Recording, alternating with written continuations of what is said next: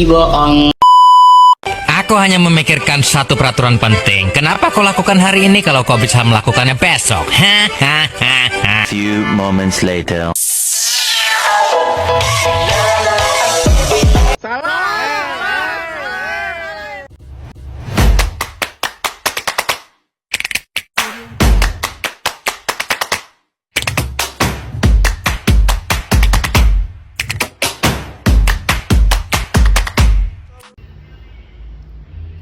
Assalamualaikum warahmatullahi wabarakatuh.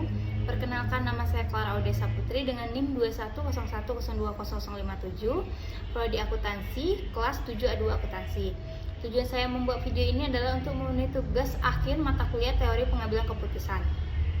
Sebelumnya, judul proposal saya adalah pengaruh ukuran perusahaan, profitabilitas, dan likuiditas terhadap audit delay dengan opini audit sebagai variabel moderasi pada perusahaan perbankan yang terdaftar di Bursa Efek Indonesia.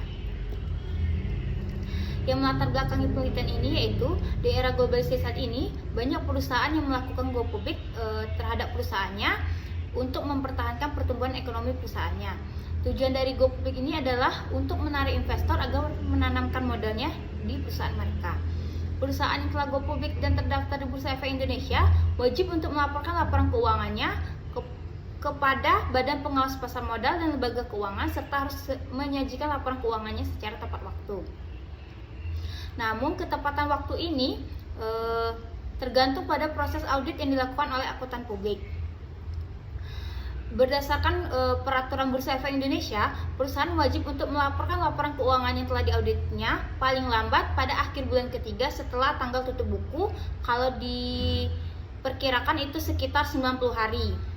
Nah, berdasarkan observasi awal yang saya lakukan pada website Bursa Efek Indonesia, ternyata masih ada beberapa perusahaan yang audit delay-nya melebihi dari 90 hari, artinya mereka terlambat dalam menyampaikan laporan keuangannya.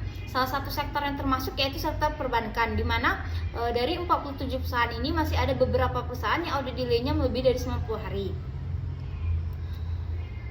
Berdasarkan latar belakang yang telah dijelaskan, identifikasi masalah pada penelitian ini yaitu ukuran perusahaan yang diukur dengan logaritma natural total asset cenderung stabil sehingga audit delay dialami relatif lebih pendek, namun laporan keuangan perusahaan besar cenderung lebih kompleks sehingga berpotensi dalam mempengaruhi audit delay perusahaan. Lalu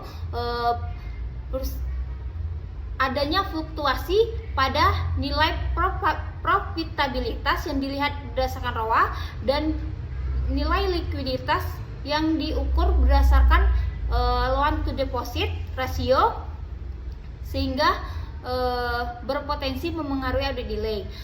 Lalu opini audit sebagai variabel moderasi dapat memoderasi pengaruh variabel ukuran perusahaan, profitabilitas dan likuiditas terhadap audit delay tergantung pada opini audit yang diberikan oleh auditor.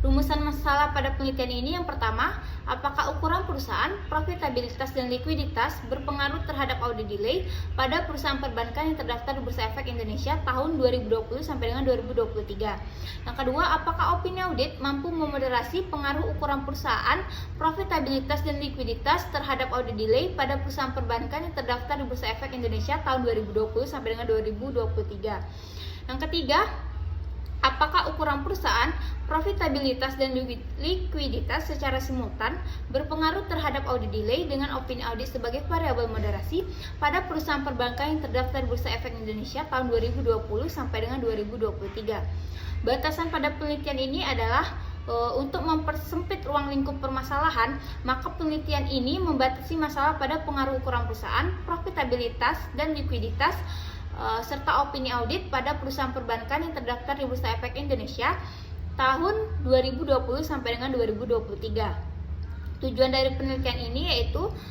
untuk mengetahui pengaruh ukuran perusahaan, profitabilitas dan likuiditas terhadap audit delay pada perusahaan perbankan yang terdaftar di Bursa Efek Indonesia. Yang kedua itu untuk mengetahui opini audit mampu memoderasi pengaruh ukuran perusahaan, profitabilitas dan likuiditas terhadap audit delay pada perusahaan perbankan yang terdaftar di Bursa Efek Indonesia. Yang ketiga, untuk mengetahui pengaruh ukuran perusahaan, profitabilitas dan likuiditas secara simultan terhadap audit delay dengan opini audit sebagai variabel moderasi pada perusahaan perbankan yang terdaftar di Bursa Efek Indonesia.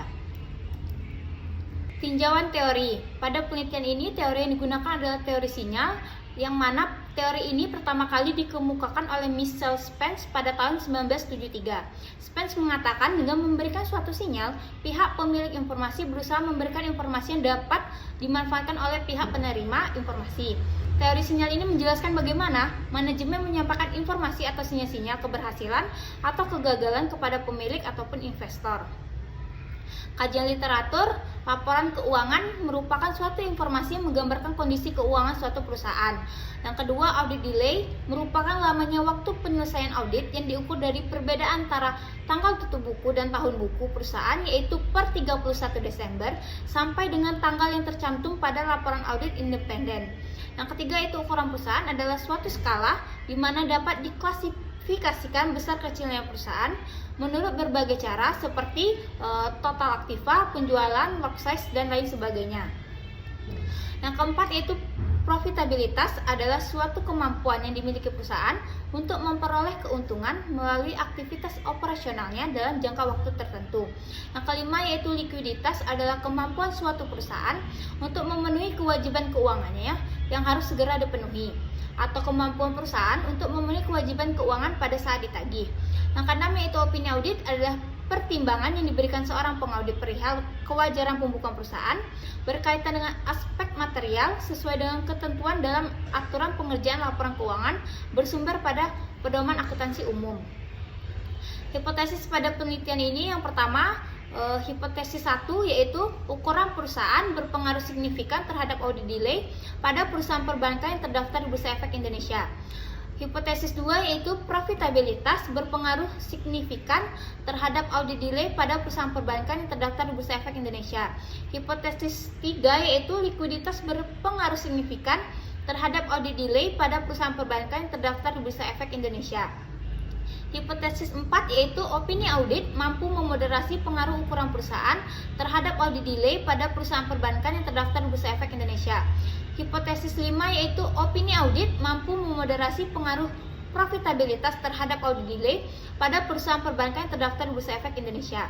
Hipotesis 6 yaitu opini audit mampu memoderasi pengaruh likuiditas terhadap audit delay pada perusahaan perbankan yang terdaftar di Bursa Efek Indonesia. Hipotesis 7 yaitu ukuran perusahaan, profitabilitas, dan likuiditas secara simultan berpengaruh terhadap audit delay dengan opini audit sebagai variabel moderasi pada perusahaan perbankan yang terdaftar di Bursa Efek Indonesia. Metodologi penelitian. Jenis penelitian ini yaitu penelitian ini menggunakan metode kuantitatif dengan menggunakan data sekunder dengan teknik pengumpulan data melalui dokumentasi melalui website resmi Bursa Efek Indonesia yang berupa laporan keuangan, jurnal-jurnal, dan lain sebagainya. Populasi pada penelitian ini yaitu perusahaan perbankan yang terdaftar di Bursa Efek Indonesia periode 2020 sampai dengan 2023 dengan jumlah 47 perusahaan perbankan. Sampel pada penelitian ini yaitu 27 perusahaan perbankan dengan teknik purposive sampling berdasarkan kriteria. Metode analisis data pada penelitian ini yaitu analisis data menggunakan aplikasi Evius dengan analisis regresi data panel, uji asumsi klasik, dan uji signifikan. Untuk tempat penelitian yaitu penelitian ini dilakukan pada perusahaan perbankan terdaftar Bursa Efek Indonesia yang dapat diakses melalui www.idef.co.id dengan kantor pusat berada di Gedung Bursa Efek Indonesia Tower 1 lantai 6 Jalan Jenderal Sudirman, Kap 52 sampai dengan 53 Jakarta Selatan.